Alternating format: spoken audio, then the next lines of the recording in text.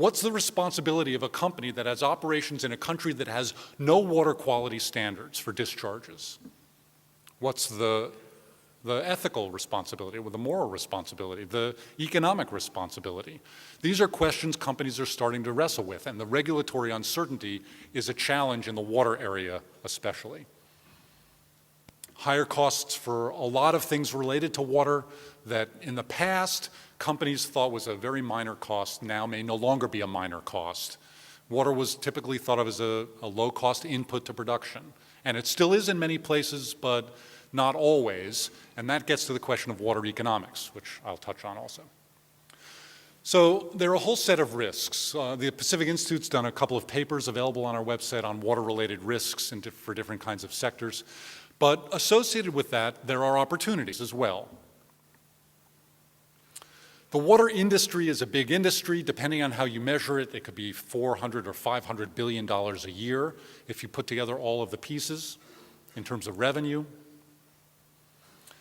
Some segments of the water business have very high growth rates, 10 to 15% a year. Some segments don't, have relatively low growth rates. Significant growth will occur in some regions of the world and not in others, where investment in the past has been low and has to be high now. There's some economies that are growing very rapidly and investing extensively in the water business and others that aren't. Governments are encouraging new kinds of investment. The whole discussion about infrastructure investment in the last few months in the United States has a water component to it. Ira mentioned the idea that the stimulus package will have some water money in it. I think that's inevitable, and it's a good thing.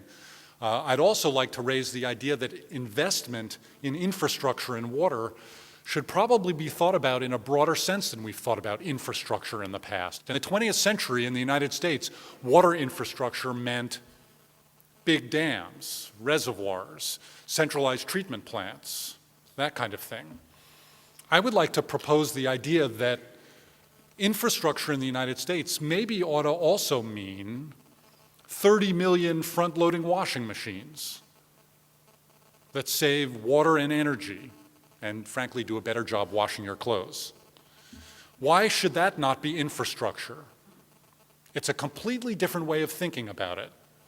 But I would argue that an investment in 30 million front-loading washing machines in the United States would save more money, save more energy, produce far more jobs than the same amount of money spent trying to find another groundwater aquifer or build another dam or do something in the traditional water sense. But I'm not convinced we're going to spend enough money to build 30 million washing machines or 30 million low-flow toilets or all of the other kinds of infrastructure that we ought to be looking at. Some final thoughts about this piece of this issue. People who understand water technology often don't understand economics. And a corollary to that is people who understand economics don't always understand water economics. There's a huge debate worldwide about public and private water. The issue of water privatization has been a big issue in the water world for a while. It's a contentious issue. It gets to the debate about whether water is a human right. I think water is a human right. But water is also an economic good. Most of us in this room, pay for the water we get that comes out of our taps. But there are many parts of the world that don't pay for water or don't pay enough for water. And it's very difficult to raise the price of water politically in a world in which 1 billion people don't have access to safe drinking water, and many more people than that live on $1 a day. So providing water for the unmet needs at an economic cost is a challenge. So thinking about water economics in the United States is one thing, thinking about it in sub-Saharan Africa is another thing. And it's entirely possible to create brilliant water technology that the place that needs it the most can't afford to pay for it. And so water economics is a difficult part of this world. It's further complicated by the fact that it's not purely a market system. Water rights are hugely complicated, hugely contentious, and different from one part of the planet to another, frankly, from one state to another. So it's not just water economics, it's water rights and water allocations. Who has the right to use water often affects decisions about water policy more than who can afford to pay for water. So water rights is an important part of this equation. National laws often drive water quality investments and technology. I had an interesting conversation last night about water quality technology. A lot of the innovative technology that some of you look at out there is brilliant membrane technologies to get that last piece of garbage out of the water. And there's lots of innovative technologies out there, but no one's buying it because the regulatory system doesn't require that we remove the last piece of garbage from the water. We have water quality laws that don't require municipalities to invest in that last bit of removal. And maybe we don't need to from a health point of view. I don't know. But national laws drive a lot of this. Rates of return in the water business may be a lot lower than the rates of return the venture capital world is used to getting or wants to get. Sometimes these returns are extraordinarily long-term and reliable, more like a utility model than a software model. But it's a different kind of a thing in many parts of the water business, and it requires different kind of thinking. And there are a lot of weirdos out there.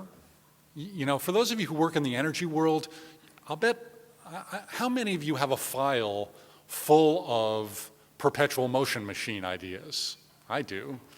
Yeah, there's some hands going up. Okay, well, the water world's sort of like that. There are people who think they can get water out of thin air. Now, there are technologies to get water out of thin air. But sometimes you can't get water out of thin air. And so thinking about water from a technological point of view and an ecological point of view and an economic point of view and a political point of view is required to address this complex world of water. All right, so in conclusion, there is a real water crisis. In different forms, in different regions, there are a lot of pieces to the water crisis. It's a complicated thing. We're never going to run out of water, but we may run out of certain kinds of water in certain kinds of places, or the ability to extract more water from a renewable system or a non-renewable system. And we're running into that in many parts of the world as well. The excessive use of water, or conversely inadequate supply of water, is already constraining industrial production and growth in some regions and in some sectors. And it's leading to industries thinking about, for the first time, their water footprint and how to measure it. Is a company that makes clothing but doesn't grow cotton responsible for thinking about the vast amount of water required to grow the cotton? Maybe they only use water in their factories to make clothes, and it may be a tiny amount of water from a literal footprint point of view. But a huge amount of water is often embedded in supply chains of different businesses.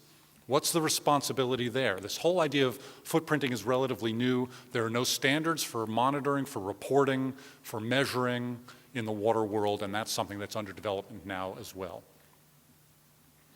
Opportunities for clean tech abound, but may require some new thinking and new approaches. And ultimately, sustainable water management and use, the soft path for water, like Amory Lovins' soft path for energy, requires efficiency, looking at not just supply but demand, smart economics, advanced technology, and better governance for water management overall. Thank you very much.